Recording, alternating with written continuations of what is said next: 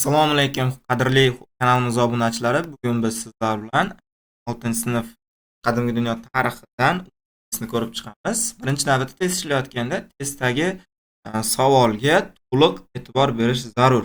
Bu juda ham muhim hisoblanadi. Demak, birinchi savolni o'qiymiz. Quyidagilardan Shan davlati bilan bog'liq bo'lgan ma'lumotlarni aniqlang. Ya'ni bizga qadimgi Xitoydagi Shan sulolasi bilan bog'liq bo'lgan ma'lumotlar zarur hisoblanadi. Xitoy hududidagi ilk davlat bo'lib, Guanxe daryosining o'rtoqimda paydo bo'lgan. Yo'q, bu Xitoy hududidagi birinchi davlat bu Sia hisoblanadi. Shuning uchun ham bu javobni xato deb belgilaymiz. Keyingisi davlat nomi uning bosh shahri nomidan kelib chiqqan. Shan sulolasiga doir ma'lumot kelyapti. Shuning uchun to'g'ri javob olamiz. Demak, biz birinchi navbatda xato javoblarni chiqarib yuborish kombinatsiyasini shu yerda qo'llashni boshlaymiz. Ya'ni bir borlarni chiqarib tashlaymiz, chunki bular xato javob hisoblanadi. Mana ko'rib turganingizdek, bir borlarni chiqarib tashlaymiz. Unda bizda faqatgina B va C javoblar qoladi. Endi uchinchisini ko'ramiz. Davlat yerlari ulkanligi bois hukmdor uni osmon ostidagi podshohlik, o'zlarini esa osmon o'g'illari deb atashgan. Bu ham xato javob. Shuning uchun bularni ham chiqarib tashlaymiz.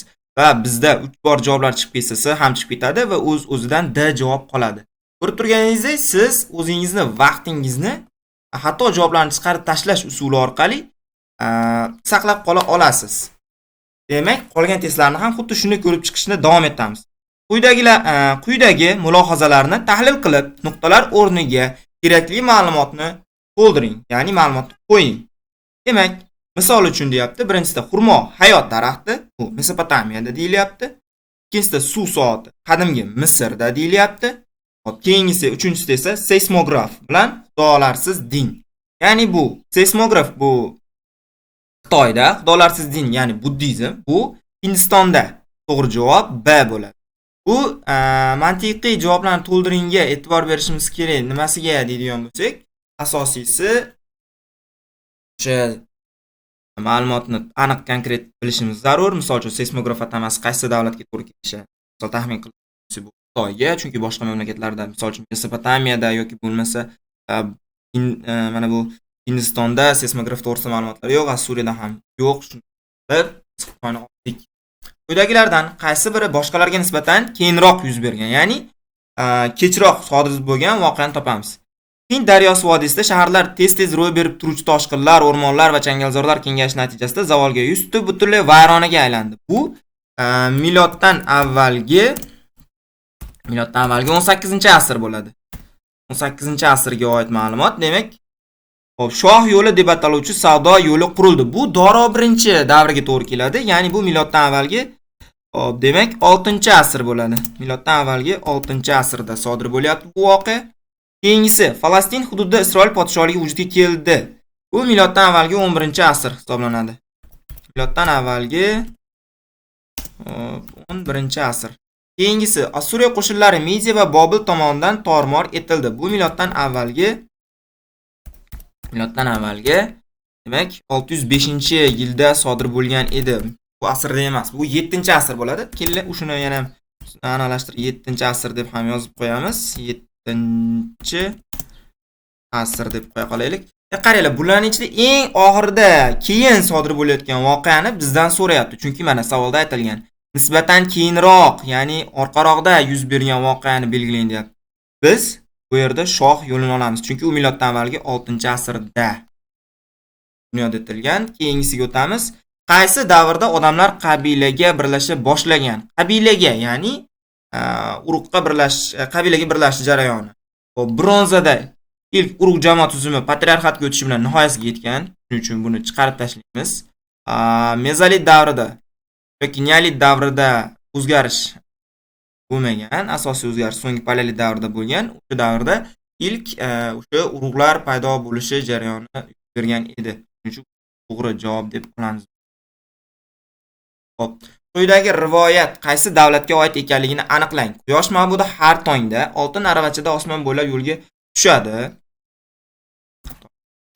Quyosh tungi zulmatni parokanda qilib tashlab, odamlarga harorat va yorug'lik ulashishini niyatini ufqda bosh ko'taradi. Bunday hikoya qayerda berilganini eslaymiz. Misol uchun olib aytadigan bo'lsak, Mesopotamiyada bunday rivoyat yo'q. Ularda Gilgamesh haqidagi rivoyat bor. Xitoyda ham yo'q. Bu Hindistondagi rivoyat bo'lib, bu o'sha quyosh xudosi haqidagi rivoyat hisoblanadi. Qadimgi Misrda esa Osiris haqidagisi keltirilgandi. Hop, Misr tarixiga oid bo'lgan o'rta podshohlik bilan bog'liq bo'lgan ma'lumotni aniqlang. E'tibor beramiz, o'rta podshohlikka doir bo'lgan ma'lumotlarni topishimiz kerak ekan.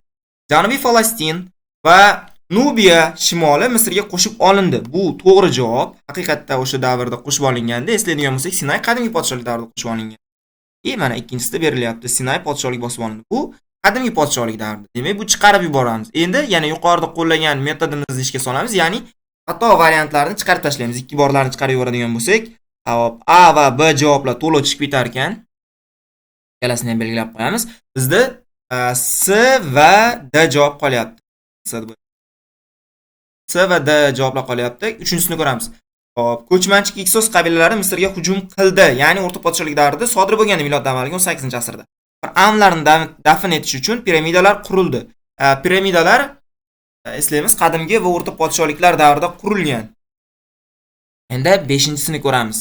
Fors shoh Kambiz ikkinchi tomonidan bosib olindi. Yo'q, bu so'nggi Misr podshohligi bo'ladi. Miloddan avvalgi 525-yilda sodir bo'lgan. Buni chiqarib tashlasak, 5 chiqib ketsa D javob chiqib ketar ekan. O'z-o'zidan to'g'ri javob bizda S qoladi. S javobni to'g'ri deb bilamiz. Keyingisi 7-savolni ko'ramiz. Qaysi davrga kelib insonlar hayotida o'zlashtiruvchi xo'jalikdan ishlab chiqaruvchi xo'jalik, ziroatchilik va chorvachilikka o'ta boshladi? Ya'ni bu hammamiz bilamiz, mezolit davrida sodir bo'lgan, ya'ni o'sha mezolit davrda Oldi Osiyoda ilk ziroatchilik va chorvachilik paydo bo'lgan edi. Qadimgi Baktriya davlati qachon tashkil topgan? Bilamizki, bizning davlatchilik tariximiz miloddan avvalgi 7-asrga borib taqaladi. Shuning uchun hech ikkilanmasdan biz qadimgi Baktriyani miloddan avvalgi 7-asrga belgilaymiz. Keyingi javobga o'tamiz. Quyidagilardan tarixiy bog'liqlik noto'g'ri berilgan javobni toping. Ya'ni endi bizga noto'g'ri berilgan bog'liqlikni topishimiz kerak. Kelli D'dan boshlaymiz. Elam, G'arbiy Eron, Suzi. To'g'ri. Elam davlat G'arbiy Eronda, poytaxti esa Suzi. Xo'p, bu bizga kerak bo'lmagan javob. S 365 kunlik taqvim qadimgi Misr. Haqiqatda 365 kunlik taqvim qadimgi Misrda bor edi. Chijou davlatda kurashayotgan podshohliklar Xitoy. Haqiqatda Chijou davlatidan keyin kurashayotgan podshohliklar davri, bu esa Xitoyda sodir bo'ldi. Lekin Ko'zali qirda yuz ustuli zal yo'q. Bu Persepolda edi. Dorobir va Xerxesning yuz ustuli zali edi. To'g'ri javob sifatida uni qabul qilamiz. Javob keyingisi 10-savol. Quyidagi qaysi davlatdan matematika, astronomiya, geografiya fanlari rivoj topdi? Ya'ni eslaymiz, biz yodlayotganimizda o'sha formulani ishlatar edik. Tag. Ya'ni bu qadimgi Misrda edi. Keyingi o'tamiz javobga. Patriarxat davri boshlangan davrga taalluqli kashfiyotni aniqlang. Ya'ni patriarxat davri qachondan boshlangan? Bronza davridan boshlanadi. Bronzadan. Demak, bronza davrida g'ildirak ixtiro qilingan edi. Quyidagi mulohaza to'g'rimi? Buyuk Xitoy devori qurilishi Sin Shixuandi davrida boshlangan. Buyuk Xitoy devori qurilishi Sin Shixuandi davrida boshlanganmidi? Sin Shixuandi 246-yilda Xitoyni birlashtirgandi. Buyuk Xitoy devori qurilishi esa bundan ancha avvalroq sodir bo'lgan. Shuning uchun ham javob to'g'ri sifatida qabul.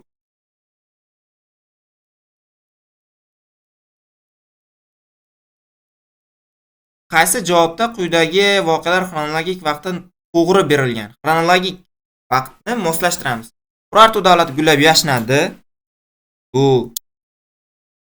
gullab yashnash miloddan avvalgi 8-asrga to'g'ri keladi. 9-8 Urartu 1ga D javob borlarini olamiz. Qolganlarni esa chiqarib tashlaymiz. O'z-o'zidan B va S javoblarimiz chiqib ketadigan bo'lsa, faqatgina A va D javoblarimizgina qolar. Finikiya alifbosi yaratildi. Miloddan avvalgi 10-asrga doir ma'lumot hisoblanadi bu. Demak, 2ga 10-asrni oladigan bo'lsak, B bo'lyapti. 2ga B, 1ga D. Bu faqat D javobda bor. Uchun D javobni to'g'ri deb olamiz. Va keyingi savolga o'tamiz. Qaysi davrda ozuqa zaxirasi vujudga keldi? Ya'ni bu hayvonlarni qo'lga o'rgatish bilan bog'liq. Bu jarayon mezolit davrida sodir bo'lgan edi. Keyingi, quyidagi bandlar mazmuniga oid yakuniy hukmni aniqlang. Urartu davlati Midiya tomonidan bosib olingan. Misrliklar Jon bir tanadan boshqaga ko'chib o'tishiga e'tiqod qilishgan. Happy